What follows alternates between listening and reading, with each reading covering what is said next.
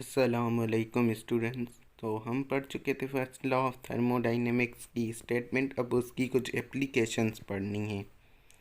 तो आगे चलते हैं। फर्स्ट ऑफ ऑल हमारे पास जो एप्लीकेशन है वो आइसोबेरिक प्रोसेस। अच्छा, वर्ड आइसो मीन्स सेम, यानी कि कांस्टेंट मतलब नॉन वेरिएबल, मतलब चेंज ना होने वाली चीज़, कांस्टेंट जो कि सेम ही रहे। और बेरिक मीन्स प्रेशर, यानी कि प्रेशर कांस्टेंट रहेगा इस प्रोसेस में। Isobaric means pressure constant. It is a process in which pressure remains constant. ये वो प्रोसेस है जिसमें प्रेशर चेंज नहीं होगा, कांस्टेंट रहेगा। प्रेशर होगा मगर सेम रहेगा पूरे प्रोसेस में। और change in pressure is zero, यानी कि चेंज इन प्रेशर जो होगी ना, प्रेशर में तब्दीली जो होगी वो ज़ीरो होगी। प्रेशर होगा मगर ज़ीरो, चेंज जो होगी ना उसमें वो ज़ीरो होगी, चेंज नहीं होगा। जितना प्रेशर है उतना ही रहेगा पूरे प्रोसेस में। Delta P is equal to zero, यानी कि change in process is equal to zero. अच्छा, फर्स्ट लॉ ऑफ थर्मोडाइनमिक्स में इसकी जो इक्वेशन होगी वो delta Q is equal to delta U plus P delta V. जो कि फर्स्ट लॉ ऑफ थर्मोडाइनमिक्स में इसकी इक्वेशन होगी वो delta Q is equal delta U plus P delta V, यानी कि change in heat is equal to change in internal energy plus pressure constant and change in volume. अच्छा, this process obeys Charles law. इसमें Charles law obey होता है। Because volume and temperature changes but pressure remains constant. हम Charles law में पढ़ चुके हैं कि वॉल्यूम और जो टेम्परेचर है उसका डायरेक्ट रिलेशन है, पर शर्त यह है कि प्रेशर को कांस्टेंट रखा जाए। तो ये जो प्रोसेस है वो हमारे पास चार्ल्स लॉ के बेस पर है। ये प्रोसेस हमारे पास चार्ल्स लॉ ओबे करता है। And according to Charles law V is directly proportional to T. Charles law के अकॉर्डिंग वी यानी कि वॉल्यूम जो है वो डायरेक्टली प्रोपोर्शनल है टी के टेम्परेचर के, यानी कि वॉल्यूम बढ़ेगा तो टेम्परेचर भी बढ़ेगा, मगर शर्त यह है कि प्रेशर को हम कांस्टेंट रखें। और फिर ये इक्वेशन आ जाती है V1 is equal to V2 upon T1 upon T2। ये चार्ल्स लॉ की इक्वेशन है। तो अब आगे चलते हैं। तो ग्राफ इन आइसोबेरिक एक्सपेंशन, एक्सपेंशन हम वो चीज़ कहते हैं जो बढ़ रही हो कोई चीज़। अब आइसोबेरिक एक्सपेंशन में ग्राफ क्या होगा, एक्सपेंशन पहले पढ़ लेते हैं वो कैसे होगी आइसोबेरिक में। Expansion in isobaric process is done by giving heat to system, यानी कि एक्सपेंशन आइसोबेरिक में तब होगी जब सिस्टम को हम हीट देंगे। So it is also called hedge heating process, क्योंकि हीट दी जा रही है तो इसे हम हीटिंग प्रोसेस कहते हैं। एक्सपेंशन को हम आइसोबेरिक में हीटिंग प्रोसेस भी कहते हैं। Temperature increases so delta U is positive. Expansion में हीट देंगे तो टेम्परेचर ज़ाहिर है बढ़ेगा। हीट देने से टेम्परेचर बढ़ेगा तो फिर डेल्टा यू यानी कि इंटरनल एनर्जी जो कि डायरेक्ट रिलेशन रखती है टेम्परेचर से, तो टेम्परेचर बढ़ेगा तो इंटरनल एनर्जी भी बढ़ेगी, और इंटरनल एनर्जी बढ़ेगी तो वो पॉजिटिव होगी। वॉल्यूम इंक्रीजेज और वॉल्यूम भी बढ़ेगा, so delta W is positive. अगर वॉल्यूम बढ़ेगा तो वर्क डन जो होगा वो भी पॉजिटिव होगा। Heat flows into the system, जाहिर है हीट सिस्टम को दी जाएगी तो हीट फ्लो करेगी सिस्टम में अंदर। So delta Q is positive, और जब हीट फ्लो करेगी सिस्टम में तो हमारे पास जो हीट चेंज इन हीट होगी डेल्टा क्यू वो भी पॉजिटिव होगी। Graph in PV indicator is straight line parallel to X axis, जो कि ग्राफ होगा प्रेशर वॉल्यूम के दरमियान, हमारा इंडिकेटर ग्राफ जो होगा पीवी के दरमियान वो स्ट्रेट लाइन होगी जो कि पैरेलल होगी एक्स एक्सिस पर। और एक्स एक्सिस पर हमारे पास वॉल्यूम होता है, या तो एक्स एक्सिस कह लें आप या तो वॉल्यूम एक्सिस कह लें, उसके पैरेलल होगी, दोनों आप कह सकते हैं क्योंकि एक्स एक्सिस पर भी ही हमारे पास वॉल्यूम होता है। ये आप देख रहे हैं ये प्रेशर की लाइन है और ये वॉल्यूम की लाइन है। इसे हम एक्स एक्सिस कहते हैं, इसे हम वाई एक्सिस कहते हैं। वाई एक्सिस पर हमारे पास प्रेशर है और एक्स एक्सिस पर हमारे पास वॉल्यूम है। ये जो स्ट्रेट लाइन जा रही है ये बिल्कुल वॉल्यूम के सामने है, पैरेलल है।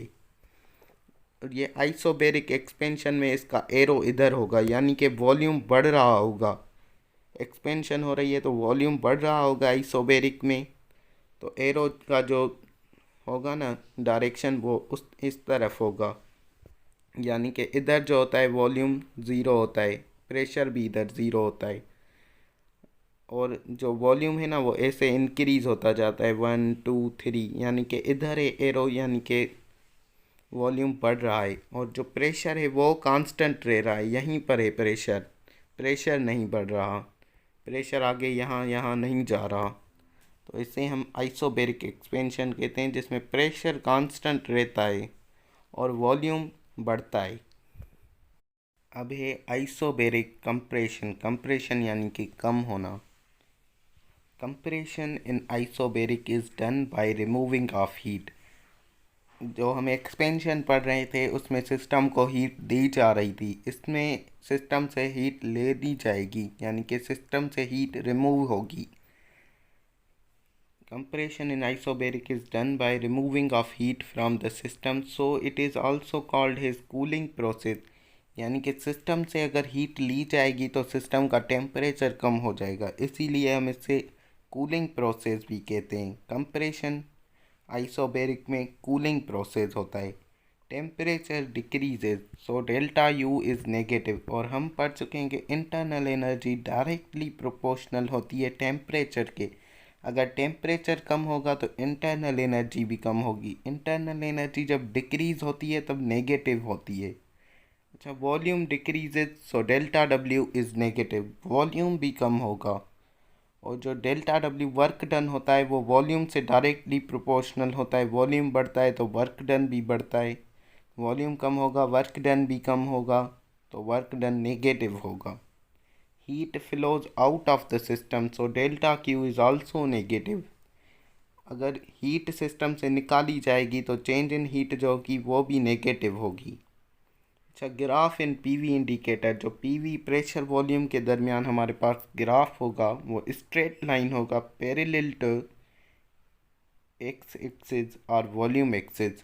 जो हमारे पास प्रेशर वॉल्यूम के दरमियान ग्राफ होगा वो पैरेलल होगा, स्ट्रेट लाइन एक्स एक्सिस के या फिर वॉल्यूम एक्सिस के। वॉल्यूम जो होता है वो एक्स एक्सिस पर होता है, तो this one is X axis और this one is Y axis.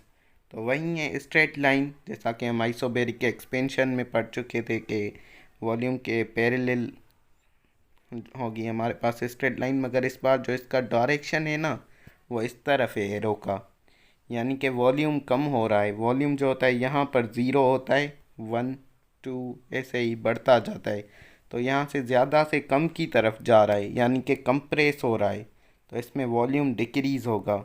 और प्रेशर जो है वो फिर भी कांस्टेंट रह रहा है, प्रेशर को कोई चेंज नहीं आ रही। अब नेक्स्ट चलते हैं। तो नेक्स्ट हमारे पास जो प्रोसेस है वो है isochoric process. The word iso means same, constant यानी कि नॉन वेरिएबल, कोरिक मीन्स वॉल्यूम, यानी कि वॉल्यूम हमारे पास इस प्रोसेस में कांस्टेंट रहेगा। It is a process in which volume remains constant. ये एक ऐसा प्रोसेस है जिसमें वॉल्यूम चेंज नहीं होगा, कांस्टेंट रहेगा, और change in volume is zero. Volume होगा मगर through out the process same होगा। जो चेंज होगी ना वॉल्यूम में वो ज़ीरो होगी, यानी कि वॉल्यूम चेंज नहीं होगा, जितना होगा उतना ही रहेगा। Delta V is equal to zero. Change in volume is zero so work done will also be zero. अगर वॉल्यूम चेंज नहीं होगा तो हम पढ़ चुके हैं कि वर्क डन भी नहीं होगा, वर्क डन जो होगा वो ज़ीरो होगा। अगर वॉल्यूम बढ़ेगा तो वर्क डन पॉजिटिव, वॉल्यूम कम होगा तो वर्क डन नेगेटिव। अगर चेंज इन वॉल्यूम ज़ीरो होगी, वॉल्यूम चेंज नहीं होगा तो वर्क डन ज़ीरो हो जाएगा। Delta W is equal zero. और जो फर्स्ट लॉ ऑफ थर्मोडाइनमिक्स में इसकी इक्वेशन बनेगी वो delta Q is equal to delta U, के इधर प्लस डेल्टा डब्ल्यू लिखते मगर वर्क डन हो ही नहीं रहा, ज़ीरो हो रहा है, तो इसीलिए वो कैंसिल हो जाएगा। इसीलिए हमारे पास जो इक्वेशन बनेगी वो delta Q is equal to delta U, यानी कि जितनी भी हम हीट देंगे वो चेंज इन इंटरनल एनर्जी के बराबर होगी। all the heat giving to system is equal to increase in internal energy because no work done। यानी कि जितनी भी हम हीट देंगे सिस्टम को वो सारी के सारी इंटरनल एनर्जी में कन्वर्ट हो जाएगी, वर्क डन में नहीं होगी, क्योंकि वर्क डन हो ही नहीं रहा। चेंज इन वॉल्यूम ज़ीरो है तो वर्क डन भी ज़ीरो। आइसोकोरिक एक्सपेंशन, एक्सपेंशन मतलब बढ़ना, इंक्रीज होना। Expansion in isochoric process is done by giving heat. Isochoric process में जो हम एक्सपेंशन करते हैं वो हीट देकर करते हैं सिस्टम को। So it is also called his heating process, इसीलिए हम इसे हीटिंग प्रोसेस भी कहते हैं, क्योंकि हीट दे रहे हैं तो इसीलिए हम इसे हीटिंग प्रोसेस कहते हैं। Temperature increases so delta U is positive. अगर हीट दे रहे हैं तो टेम्परेचर लाजमी है बढ़ेगा, टेम्परेचर बढ़ेगा तो इंटरनल एनर्जी भी बढ़ेगी, इंटरनल एनर्जी बढ़ेगी तो इंटरनल एनर्जी पॉजिटिव होगी। प्रेशर इंक्रीजेज, प्रेशर भी बढ़ेगा। Heat flows into the system, heat जो होगी वो सिस्टम में फ़्लो करेगी, इसीलिए डेल्टा क्यू यानी कि चेंज इन हीट भी हमारे पास पॉजिटिव होगा। Graph in PV indicator is straight line, जो प्रेशर वॉल्यूम के दरमियान ग्राफ होगा वो स्ट्रेट लाइन होगी पैरेलल टू वाई एक्सिस और प्रेशर एक्सिस, जो कि पैरेलल होगी वाई एक्सिस के या फिर प्रेशर एक्सिस के, क्योंकि प्रेशर जो होता है वो वाई एक्सिस पर ही होता है। वॉल्यूम हमारे पास एक्स एक्सिस पर होता है और प्रेशर वाई एक्सिस पर होता है। ये है एक्स एक्सिस, ये है वाई एक्सिस, ये प्रेशर है, यहाँ वॉल्यूम है। तो जो हमारे पास स्ट्रेट लाइन होगी ना वो पैरेलल बिल्कुल आमने सामने है प्रेशर के, और ये इसका एरो का डायरेक्शन जो है वो ऊपर है और ये बिल्कुल स्ट्रेट लाइन है, ऊपर है, यानी कि प्रेशर इंक्रीज़ हो रहा है। प्रेशर यहाँ पर ज़ीरो होता है, ऐसे ही बढ़ता जाता है बढ़ता जाता है। तो ये आप देख सकते हैं स्ट्रेट लाइन जैसे ही ऊपर जा रही है प्रेशर बढ़ता जा रहा है, मगर वो जो वॉल्यूम है ना वो बिल्कुल कांस्टेंट है, यहीं के यहीं रुका हुआ है, वॉल्यूम बिल्कुल नहीं बढ़ रहा। तो हमारे पास आइसोकोरिक प्रोसेस में प्रेशर भी बढ़ेगा, टेम्परेचर भी बढ़ेगा एक्सपेंशन में, मगर जो वॉल्यूम होगा वो कांस्टेंट रहेगा। ये कुछ पॉइंट्स आपने याद रखनी है। और ग्राफ जो होगा पीवी इंडिकेटर वो स्ट्रेट लाइन होगी प्रेशर के आमने सामने, प्रेशर एक्सिस के आमने सामने या फिर वाई एक्सिस के आमने सामने। अब चलते हैं आइसोकोरिक कॉम्प्रेशन। अच्छा, compression in isochoric process is done by removing of heat. Isochoric process में हम जो कॉम्प्रेशन करते हैं वो हीट रिमूव करके करते हैं सिस्टम से। Removing heat from the system यानी कि सिस्टम से उसमें हीट निकलती है। So it is also called his cooling process. जब ये हीट निकलेगी तो टेम्परेचर ज़ाहिर है डिक्रीज़ होगा, तो इसीलिए हम इसे कूलिंग प्रोसेस भी कहते हैं। Temperature decreases so delta U is negative. Temperature decrease होगा, कम होगा, इसीलिए हमारे पास जो चेंज इन इंटरनल एनर्जी होगी वो नेगेटिव होगी, क्योंकि वो भी कम हो रही होगी। प्रेशर डिक्रीजेज, इसमें प्रेशर भी डिक्रीज़ होगा। एक्सपेंशन में प्रेशर बढ़ रहा था, कंप्रेशन में प्रेशर डिक्रीज़ होगा। Heat flows out of the system, और हीट जो होगी सिस्टम के बाहर फ्लो करेगी, इसीलिए डेल्टा क्यू भी नेगेटिव होगा। Graph in PV indicator, pressure और वॉल्यूम के दरमियान जो ग्राफ होगा वो स्ट्रेट लाइन होगी पैरेलल टू वाई एक्सिस और प्रेशर एक्सिस। यहाँ पर वॉल्यूम एक्सिस लिखा है मगर ये गलत है, यहाँ पर प्रेशर एक्सिस होगा। वाई एक्सिस पर हमारे पास हमेशा प्रेशर होता है, जो कि स्ट्रेट लाइन होगी ग्राफ में पीवी ग्राफ के दरमियान, और वो प्रेशर के आमने सामने होगी। जैसा कि आप लोग देख सकते हैं कि ये स्ट्रेट लाइन है और इस बार ये एरो जो है वो नीचे आ रहा है। एक्सपेंशन में ऊपर आ रहा था और कंप्रेशन में नीचे आ रहा है। ये प्रेशर एक्सिस है और ये है वॉल्यूम एक्सिस। तो प्रेशर एक्सिस के आमने सामने ये स्ट्रेट लाइन और ये एरो नीचे आ रहा है, इसका मतलब है प्रेशर कम हो रहा है। प्रेशर मतलब पहले से कम हो रहा है। यहाँ पर प्रेशर ज़ीरो होता है, यहाँ 1, यहाँ 2, 3, 4 ऐसे, मतलब ये कम की तरफ आ रहा है। और वॉल्यूम जो है वो कांस्टेंट है, वहीं के वहीं रुका हुआ है। अब है isothermal process. The word iso means same, constant यानी कि नॉन वेरिएबल, चेंज नहीं होने वाला। थर्म मीन्स टेम्परेचर, यानी कि इस प्रोसेस में हमारे पास टेम्परेचर कांस्टेंट होगा। It is a process in which temperature remains constant. ये एक ऐसा प्रोसेस है जिसमें टेम्परेचर सेम होगा through out the process, constant होगा यानी कि चेंज नहीं हो रहा होगा, जितना टेम्परेचर है उतना ही रहेगा। और change in temperature is zero, यानी कि delta T is equal zero, यानी कि जो टेम्परेचर में चेंज आएगी वो नहीं आएगी, वो ज़ीरो होगी। Change in internal energy will also be zero, क्योंकि चेंज इन हम पढ़ चुके हैं कि टेम्परेचर से डायरेक्टली प्रोपोर्शनल होती है इंटरनल एनर्जी। टेम्परेचर बढ़ेगा, इंटरनल एनर्जी बढ़ेगी, टेम्परेचर कम होगा, इंटरनल एनर्जी कम होगी। अब यहाँ पर टेम्परेचर ना ही बढ़ रहा है ना ही कम हो रहा है, चेंज इन टेम्परेचर ज़ीरो है, तो जो डेल्टा यू यानी कि इंटरनल एनर्जी होगी वो भी ज़ीरो होगी। तो thermodynamic, first law of thermodynamic में जो इसकी इक्वेशन बनेगी वो delta Q is equal to delta W. First law of thermodynamics की जो इक्वेशन होती है वो होती है delta Q plus delta Q is equal to delta U plus delta W.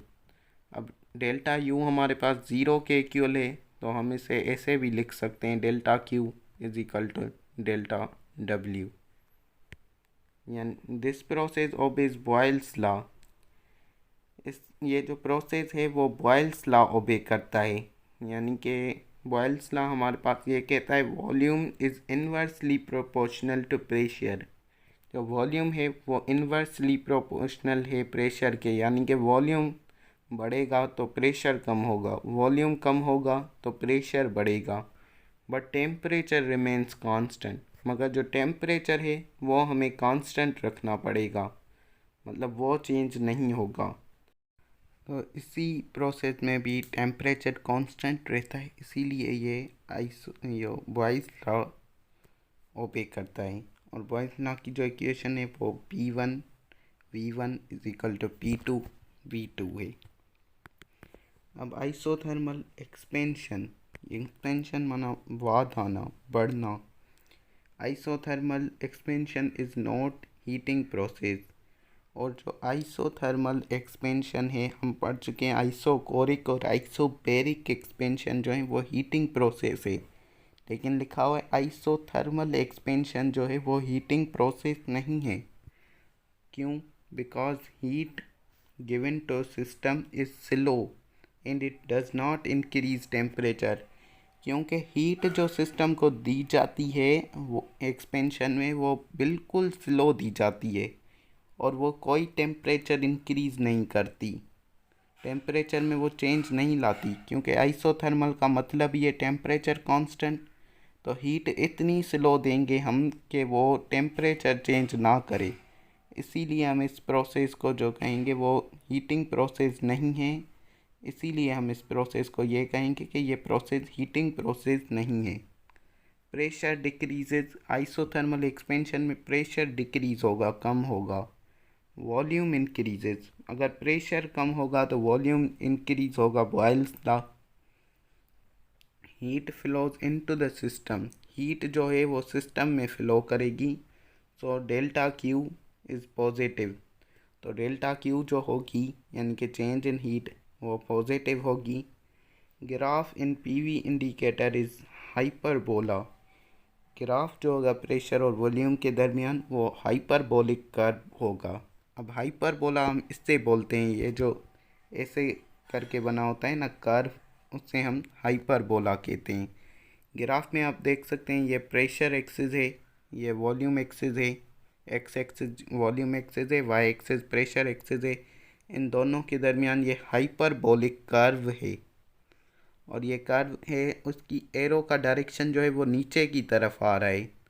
तो जब ये एरो नीचे की तरफ आएगा तो प्रेशर जो है वो यहाँ पर प्रेशर मैक्सिमम है, तो यहाँ ऐसे ऐसे कम होता जाएगा। यहाँ ज़ीरो होता है प्रेशर, 1 2 3 4 ऊपर बढ़ता है, तो ये एरो जो है वो नीचे आ रहा है, यानी कि प्रेशर कम होगा। और जो वॉल्यूम होता है, वॉल्यूम यहाँ पर 0, यहाँ 1, यहाँ 2, ऐसे ही वॉल्यूम ऐसे बढ़ता जाता है। तो जो एरो है वो नीचे की तरफ आ रहा है, तो यहाँ पर अगर 1 है, यहाँ 2, यहाँ 3, यहाँ 4, तो ऐसे ही वॉल्यूम जो होगा हमारे पास वो बढ़ता जाएगा और प्रेशर कम होता जाएगा। जो एरो की डायरेक्शन होगी वो नीचे की तरफ होगी, इसीलिए वॉल्यूम बढ़ रहा है, मगर जो टेम्परेचर होगा वो कांस्टेंट रहेगा, वो चेंज नहीं होगा। तो ये आइसोथर्मल एक्सपेंशन है। अब isothermal compression. Isothermal compression is not cooling process. Again ये आइसोथर्मल कंप्रेशन जो है वो कूलिंग प्रोसेस नहीं है, because heat flows out from the system is very slow. कि हीट जो सिस्टम से निकल रही होती है वो बिल्कुल ही स्लो होती है। सो टेम्परेचर रिमेन्स कांस्टेंट, इसीलिए हमारे पास जो टेम्परेचर है वो कांस्टेंट रहता है, वो चेंज नहीं होता, क्योंकि हीट जो निकल रही होती है वो बिल्कुल ही स्लो होती है, वो टेम्परेचर में कोई चेंज नहीं लाती। इसीलिए हम इसे कहते हैं कि ये कूलिंग प्रोसेस नहीं है। Pressure increases so the volume decreases. Pressure इसमें बढ़ता है, एक्सपेंशन में प्रेशर कम हो रहा था, वॉल्यूम बढ़ रहा था, लेकिन यहाँ कंप्रेशन में प्रेशर बढ़ेगा, वॉल्यूम कम होगा। Heat flows out of the system so delta Q is negative. Heat जबकि सिस्टम से निकल रही होगी, बाहर फ्लो कर रही होगी, तो जो डेल्टा क्यू होगा हमारे पास चेंज इन हीट वो नेगेटिव होगा। Graph in PV indicator is hyperbola. जो पीवी इंडिकेटर में ग्राफ होगा वो हाइपरबोलिक कर्व होगा। हम पढ़ चुके हैं कि हाइपरबोला ग्राफ कैसा होता है। ये है हमारे पास वाई एक्सिस यानी कि प्रेशर एक्सिस, ये हमारे पास वॉल्यूम एक्सिस है यानी कि एक्स एक्सिस, और जो ग्राफ है वो हाइपरबोलिक कर्व है ऐसे हमारे पास। और जो डायरेक्शन है एरो की वो ऊपर की तरफ जा रही है इस बार, यानी कि नीचे की तरफ होगी तो प्रेशर कम होगा, ऊपर की तरफ होगी तो प्रेशर बढ़ रहा होगा मगर वॉल्यूम कम हो रहा होगा। देखिए वॉल्यूम यहाँ पर मैक्सिमम होगा, यहाँ पर 0, 1, 2 ऐसे यहाँ पर ज़्यादा होगा। ये इस तरफ जा रहा है यानी कि यहाँ पर वॉल्यूम फिर कम होता जाएगा, ऊपर जैसे ही जाएगा तो वॉल्यूम बिल्कुल ही कम हो जाएगा, मगर प्रेशर जो है वो यहाँ पर 0 होगा। तो जैसे ही ऊपर जाएगा तो प्रेशर जो है वो बढ़ता जाएगा मगर वॉल्यूम कम होता जाएगा। ये आइसोथर्मल कंप्रेशन थी। अब है एडियाबेटिक प्रोसेस। तो एडियाबेटिक वर्ड की जो मीनिंग है वो इम्पॉसिबल हीट है, यानी कि हीट पास नहीं हो सकती। It is a process in which no heat exchange between system and surroundings। ये एक ऐसा प्रोसेस है जिसमें सिस्टम सराउंडिंग से ना ही हीट लेता है ना ही देता है, मतलब हीट एक्सचेंज नहीं करता। जितनी हीट है उतनी ही रहेगी, हीट कांस्टेंट होगी, ना ही हीट देगा ना ही लेगा, ना ही हीट सिस्टम में आएगी बाहर से, ना ही सिस्टम सराउंडिंग्स को हीट देगा। In this process, pressure, volume, temperature will change but delta Q is equal to 0। इस प्रोसेस में जो है वो प्रेशर भी चेंज हो सकता है, वॉल्यूम भी चेंज हो सकता है, टेम्परेचर भी चेंज हो सकता है, मगर जो डेल्टा क्यू है चेंज इन हीट वो 0 के बराबर होगी, चेंज इन हीट नहीं होगी। Heat through out the process constant रहेगी, सेम रहेगी। अच्छा, तो इक्वेशन जो हमारे पास बनेगी फर्स्ट लॉ ऑफ थर्मोडाइनेमिक्स में वो होगी 0। इधर डेल्टा क्यू आ सकता था मगर डेल्टा क्यू 0 के बराबर है, इसीलिए 0 is equal to delta U plus delta W. अच्छा, delta U is equal delta W, ये तब हो हम अगर डेल्टा यू को उधर 0 की तरफ ले जाएं तो फिर हमारे पास ये इक्वेशन बनेगी, डेल्टा यू नेगेटिव हो जाएगी। ये तब होगी जब एडियाबेटिक एक्सपेंशन हो जाएगी। जब एडियाबेटिक एक्सपेंशन होगी तब minus delta U is equal to delta W हमारे पास इक्वेशन होगी, और डेल्टा डब्ल्यू उस तरफ तब चली जाएगी जब हमारे पास एडियाबेटिक कंप्रेशन हो रही होगी। कंप्रेशन में जो वर्क डन होगा वो नेगेटिव होगा, इसलिए minus delta W is equal to delta U. अभी हम एक्सपेंशन और कंप्रेशन पढ़ेंगे तो हमें ज़्यादा समझ आएगा। तो चलते हैं adiabatic expansion. It is not heating process, यह हीटिंग प्रोसेस नहीं है, because heat do not enter into the system due to insulating walls. ये सिस्टम के अंदर हीट दाखिल ही नहीं हो सकती क्योंकि इसमें जो होती हैं वॉल्स इंसुलेटिंग होती हैं। इंसुलेटिंग वॉल्स यानी कि जो किसी भी चीज़ को ना आने दें ना जाने दें, तो इसमें हीट आ ही नहीं सकती क्योंकि इंसुलेटिंग वॉल्स होती हैं, इसलिए हम इसे हीटिंग प्रोसेस नहीं कहते। Pressure decreases so the volume increases. वहीं जैसा हम आइसोथर्मल में पढ़ रहे थे कि एक्सपेंशन में प्रेशर डिक्रीज़ होगा और वॉल्यूम इंक्रीज़ होगा, तो इसी में भी ऐसा ही होगा, प्रेशर डिक्रीज़ होगा, वॉल्यूम इंक्रीज़ होगा। Volume increase so delta W is positive. Volume increase होगा तो हमारे पास जो वर्क डन होगा वो पॉजिटिव आएगा, इसीलिए हमारे पास जो इक्वेशन बनती है वो delta minus delta U is equal delta W, यानी कि वर्क डन पॉजिटिव होता है एक्सपेंशन में, तो इसीलिए वर्क डन के आगे माइनस नहीं आती। वॉल्यूम इंक्रीजेज सो टेम्परेचर डिक्रीजेज। अगर किसी भी चीज़ का सेम वॉल्यूम सेम रखें तो जितना उसमें टेम्परेचर होगा, अगर वॉल्यूम बढ़ा दें उसका तो उसका टेम्परेचर कम हो जाएगा, क्योंकि वॉल्यूम के बढ़ने से जो टेम्परेचर थोड़ा सा होगा ना वो मतलब और कम हो जाएगा, क्योंकि अगर वॉल्यूम ज़्यादा होगा तो टेम्परेचर ज़ाहिर है थोड़ा कम हो जाएगा। कोई भी चीज़ अगर छोटी है तो उसमें जितना मसलन 10 डिग्री सेल्सियस टेम्परेचर है, जब वो बड़ी हो जाएगी तो पूरे में फैल जाएगा टेम्परेचर थोड़ा थोड़ा, तो इसीलिए टेम्परेचर वॉल्यूम इसमें बढ़ेगा तो कम होगा। इसीलिए हमारे पास जो इंटरनल एनर्जी जो होगी ना वो भी नेगेटिव आएगी, क्योंकि वो टेम्परेचर के कम होने से कम हो जाती है, तो कम होती है तो नेगेटिव में होती है, इसलिए वॉल्यूम इंक्रीजेज सो टेम्परेचर डिक्रीजेज। इसलिए जब टेम्परेचर डिक्रीज़ होता है तो डेल्टा यू यानी कि इंटरनल एनर्जी भी नेगेटिव होती है, because no heat is given, क्योंकि हीट इसमें देते ही नहीं, इसीलिए हमारे पास टेम्परेचर डिक्रीज़ होता है।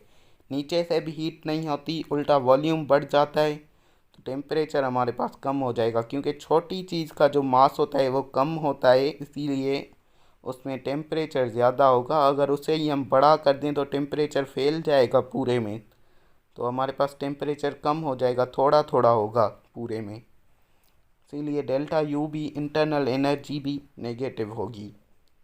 Graph in PV indicator is hyperbola. जैसा कि हाइपरबोला ग्राफ हम आइसोथर्मल प्रोसेस में भी पढ़ चुके हैं, इसी में भी हाइपरबोला जो होगा वो ग्राफ होगा पीवी इंडिकेटर के दरमियान, यानी कि प्रेशर और वॉल्यूम के दरमियान। तो ये वाई एक्सिस है जहाँ पर प्रेशर है, जिसे हम प्रेशर एक्सिस भी कह सकते हैं, और ये एक्स एक्सिस है जहाँ पर वॉल्यूम है। तो एक्सपेंशन में होगा ये कि ये हाइपरबोलिक कर्व होगा जो कि नीचे की तरफ आ रहा होगा, एरो जो होगी हमारे पास वो नीचे की तरफ होगी। अच्छा, तो नीचे की तरफ होगी तो वॉल्यूम जो होता है मैक्सिमम यहाँ होता है, यहाँ पर ज़ीरो होता है, यहाँ 1, यहाँ 2, ऐसे ही बढ़ता जाता है। जब ऊपर से नीचे आएगा तो जो हमारे पास प्रेशर होगा वो कम होगा। प्रेशर यहाँ पर ज़ीरो होता है, यहाँ 1, यहाँ 2, यहाँ 3, यहाँ 4, ऐसे ही मतलब बढ़ता जाता है। जब ऊपर से नीचे आएगा तो कम की तरफ आएगा, तो प्रेशर जो होगा वो हमारे पास कम होगा।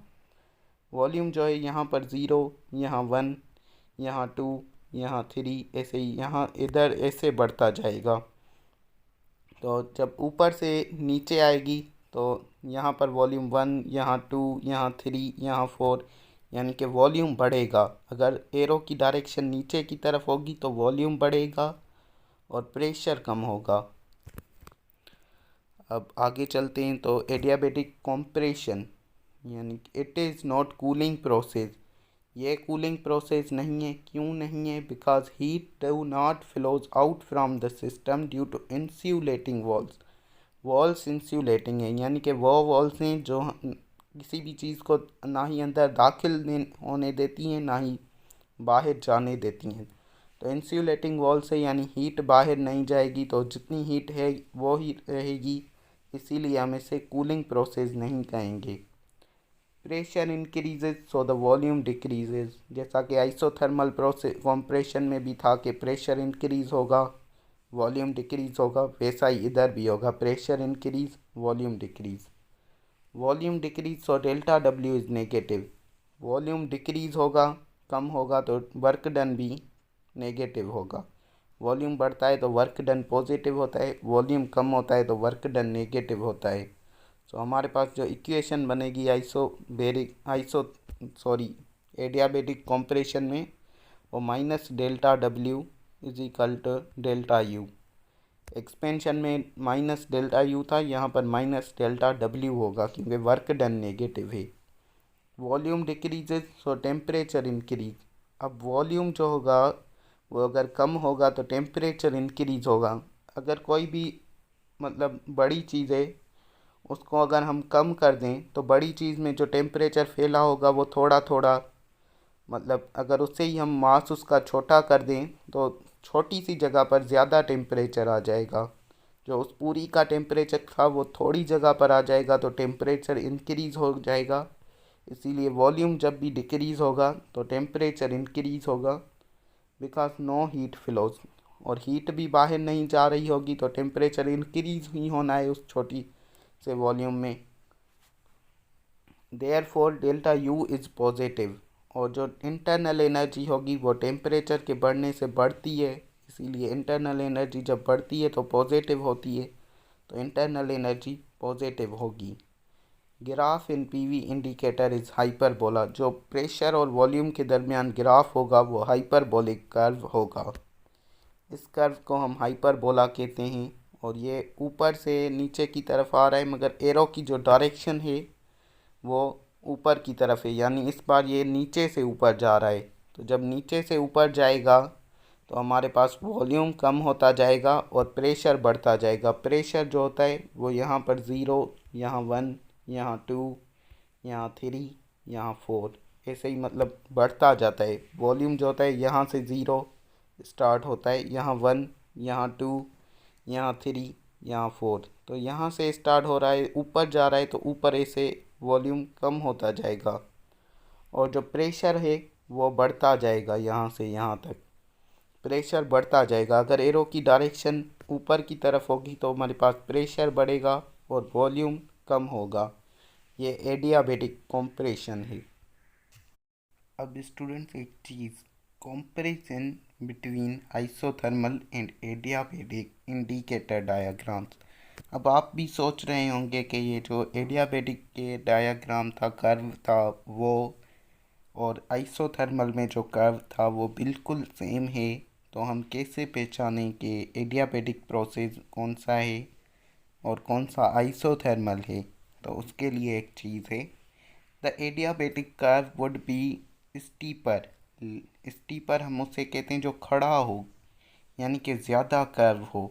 Less flatter than isothermal curve, यानी कि जो एडियाबेटिक कर्व होगा ना हमारे पास, वो जो है वो लेस फ्लैटर यानी कि कम फ्लैट हुआ होगा, सीधा कम होगा, ज़्यादा कर्व होगा उसमें, as compare to isothermal curve. जो एडियाबेटिक है उसका कर्व ज़्यादा होगा, जैसा कि आप लोग देख सकते हैं ये एडियाबेटिक और आइसोथर्मल एक्सपेंशन है। ये जो ब्लू वाला है ना हमारे पास, ये थोड़ा कम कर्व है, इसलिए ये जो है ना ये वो आइसोथर्मल एक्सपेंशन का कर्व है। और ये जो रेड वाला आप देख रहे हैं ना, ये थोड़ा ज़्यादा कर्व है, ये ऐसे आ रहा है, ये यहाँ से मुड़ रहा है, ये थोड़ा आप देख सकते हैं यहाँ से मुड़ रहा है, और वो बिल्कुल थोड़ा फ्लैट है। और ये जो है ना ये ज़्यादा कर्व है, मतलब ऐसे मुड़ रहा है, वो ऐसे है। ये जो है ये थोड़ा बीच में मुड़ रहा है ज़्यादा। तो ये जो रेड वाला कर्व है ना, वो हमारे पास जो है वो एडियाबेटिक का कर्व है, और जो ब्लू वाला है वो आइसोथर्मल का कर्व है। In isothermal and adiabatic expansion, work done pressure and temperature of isothermal process is always greater than adiabatic process। जो आइसोथर्मल और एडियाबेटिक एक्सपेंशन में वर्क डन, प्रेशर और टेम्परेचर जो होते हैं ना, वो आइसोथर्मल प्रोसेस में ज़्यादा होते हैं as compare to adiabatic process.